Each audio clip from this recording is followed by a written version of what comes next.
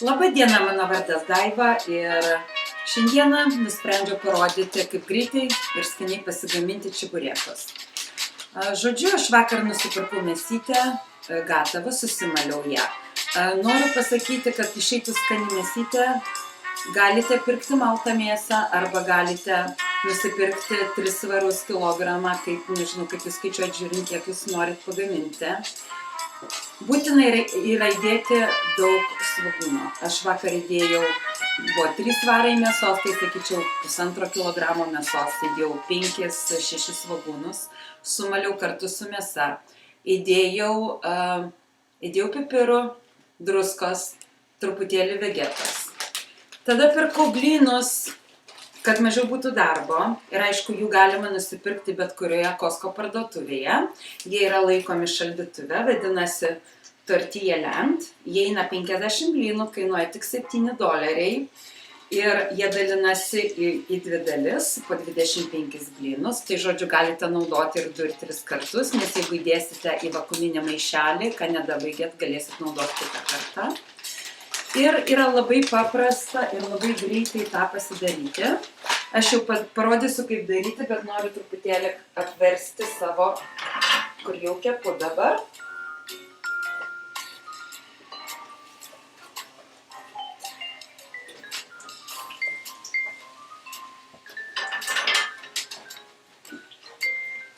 Pirmiausiai kraštelius apvilgome vandeniu.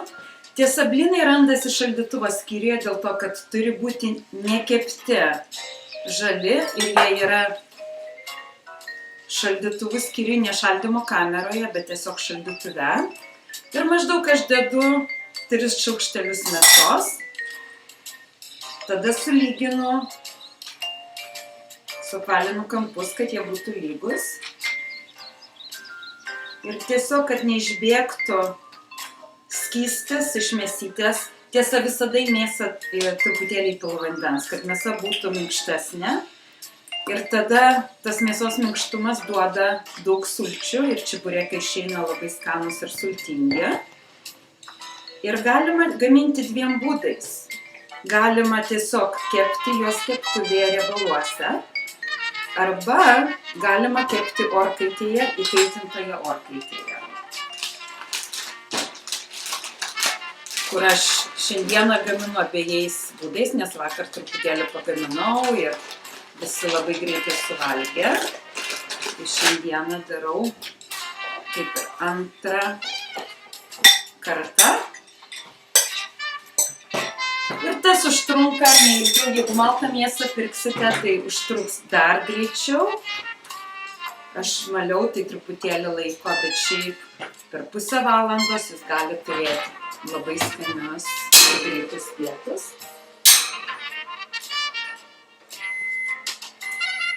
Va, mano orkaitė jau įkaito.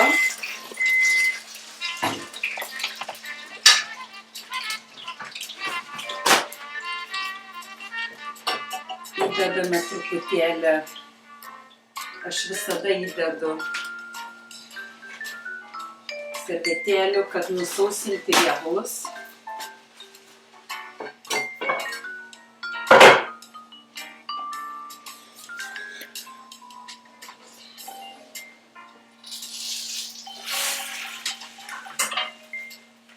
Štai, norėčiau parodyti, kokie išėjo gražūs mūsų čiburėkai.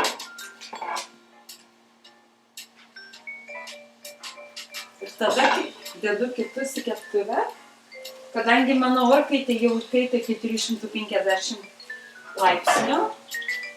Dedu tuos į orkaitę, nes gaunasi kitoks skonis ir truputėlį kitoks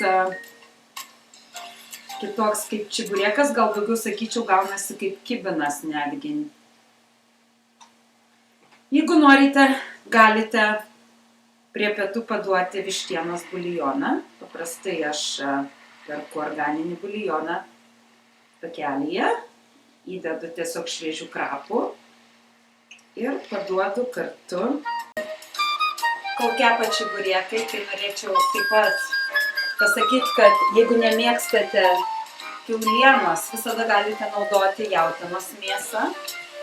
Galima naudoti netgi ir bulvių košę įdėti vidų, nes yra kaip ir internacionalinis iš tikrųjų patiekalas, dėl to, kad ir rusai turi, ir meksikiečiai turi, ir turi argentiniečiai, kur vadina enchilada, tik jie naudoja mažesnius blynelius ir su mažesniais blyneliais tiesiog yra daugiau darbo, o šitie greitai įsikepa ir labai mažai darbo, kadangi minkyti tešlos nereikia. Bet kaip minėjau anksčiau, į mėsą būtina pripilti truputėlį vandens. Aš vieną receptą turėjau, kuri mėsą sakė įpilti truputėlį kefyro ir man nepatiko dėl to, kad kefyras duoda truputėlį rūgšties skonį ir atrodo kaip ir mėsa, kad būtų surūgusi. Tai visada patariu pilti vandens, dėl to, kad nuo to priklauso sultingumas. O mano kepa kiti orkaitėje. Parodysiu, kaip jie atrodo. Jie atrodo mažiau truputėlį apkepę riebaluose, yra truputėlį sausesni ir gaunasi truputėlį kitokį skonį.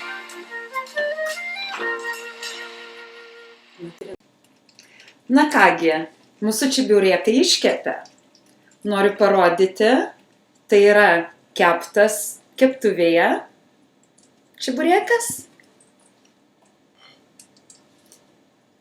O šis keptas orkaitėje užtruko gal 20-25 minutės, nuo 350 temperatūros pakėliau iki 400 ir gavosi 2 skirtingi kepimo būdai. Galite išbandyti, kuris jums skanesnis. Ir į sveikatą ir skanaus. Linkiu šventų, gražių, skanių Velykų. Ir tikrai šeštadienio vakarą galit pasikviesti savo draugus ar tiesiog su šeima pasidaryti skaniai, greitai čiburėkus. Jeigu jums patiko, spauskite like. Ačiū ir skanaus!